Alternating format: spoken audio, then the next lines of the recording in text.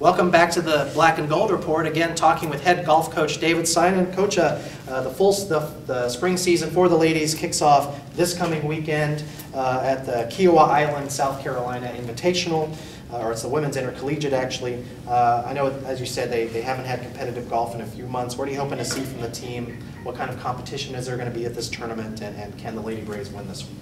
It's a fantastic golf course. We are paired with Florida Southern. There have only been 3 teams to ever win a D2 national championship, and they're one of them. And we're paired with them the first day, which is fantastic. So they'll really show us where we are. We are capable of winning it. I'd say we have to play our absolute best to win this tournament. Well, one quick question about the Peach Belt, and then we'll move on to the men's team. They're defending Peach Belt champions. They have to have a little bit of a target on their back from some of the other teams in the conference. Likely favorites to repeat, I would say. I don't want to put too much into it, but what are the teams that you expect to challenge Lady Braves for the Peach Belt Trophy this year? Columbus State, I think, is 4 strokes behind us in stroke average. They're pretty good. Flagler is pretty good, and Armstrong Atlantic is always capable of playing pretty good. So a 4-horse race, you think, at this point? Yes. Okay, well let's move on to the men's team, if I will. I'm going to ask you some similar questions here. The men ended the season, the fall season, ranked number 13 in the country by golfstat.com. Give us your impressions of the fall season for the gentlemen as well. Fall was very solid. We had 2 thirds, a tie for third, and we won the last one. First 3 tournaments were kind of frustrating because we played okay but didn't play that great. Then the last tournament, it all came together down in south of Atlanta, Clayton State's tournament, where we won that one. It was pretty cool last round. We all wore pink to support breast cancer. Fantastic.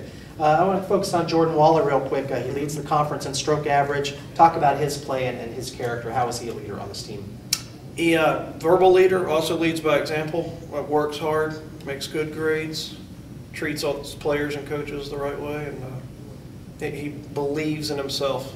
Which is very important in golf. The same question in regards to Jonathan McCurry. I had the pleasure of interviewing both of them last year, and they both seem like very mature, very upstanding gentlemen, young men, and excellent golf players. I mean, are these 2 guys really the backbone of the men's team at this point? Yes, definitely. Them 2, they're captains, and then also Scott Lambert is right there with them in terms of leadership. Well, unlike the women's team, the men's team is heavily senior laden. You got a bunch of seniors on this team. Does this create a different dynamic when you're coaching the men's team versus coaching the women's team that's so young? It's very different. The men, we've worked hard, and we brought in freshmen, and they've turned into awesome golfers and good students. It's kind of easier with them because they're very responsible. The women, it's more coaching and molding still. And do you? I assume you're already thinking heavily about recruiting with all these men's golfers that you're going to have to replace coming up. Not that I want to talk a whole lot about recruiting at this point, but it definitely has to be on your mind that you've got a lot of fellows to replace for the upcoming season, correct? Yes, definitely. All right, well, unlike the women, the men still have 3 weeks before their spring season starts. If I remember correctly, their opening weekend is February the 27th. It's at the Armstrong Atlantic's Invitational Tournament. Why the big difference? Why do they have to wait 3 more weeks? Just the way it works out. We try to find good tournaments at good courses, and then budget factors into it a little bit too. But it's also the later you wait, hopefully the better the weather is. Okay, so a lot of it was your choice then. Yes. You kind of pick and choose what tournaments you want to go to. Yes. Oh, that makes a lot of sense. Let me touch on the Peach Belt for the men as well. Who's going to challenge in the Peach Belt to win the cup for this conference as well? And I assume the Braves are right in the mix. Yeah, we're up there. Georgia Southwestern is very good. Georgia College is always solid. Columbus State's always good. And USC Aiken's always good too. So another handful of teams. How much do you think about doing the double? I mean, winning the trophy for both the men's and the women's team in the same year? That'd be unbelievable. Anything can happen in 2 days of golf, though. Sure, sure.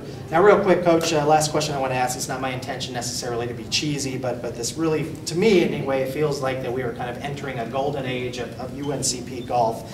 What do you think about that assessment? It's not cheesy at all. I love that. I still don't think we're at the top of where we can go with our golf teams. We still have more we can accomplish. All right, Coach. Well, good luck. I hope you guys have an outstanding spring season and bring home some trophies for UNCP. And that's all the time we have for this week's edition of the Braves Black and Gold Report. Until next week, go Braves.